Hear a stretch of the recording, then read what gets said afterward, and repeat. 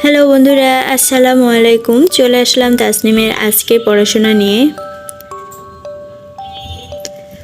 তো আজকের পড়াশোনায় প্রথমে রয়েছে নুরানি পড়া তাশাহুদ।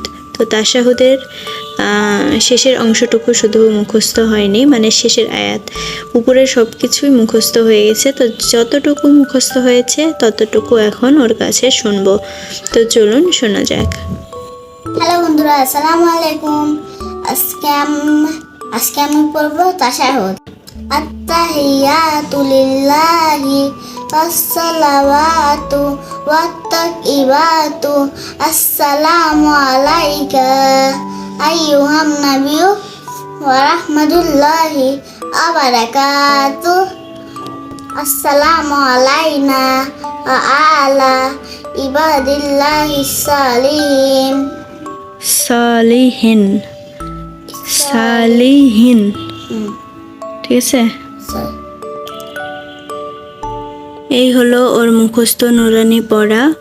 এরপর আছে আরবি জিম দিয়ে ছড়া প্রথম লাইন। জিমে জাবালুন, জাবালুন অর্থ পাহাড়, জাবাল ঘেরা নবীর দেশ, মুখস্থ লিখা দিয়েছে।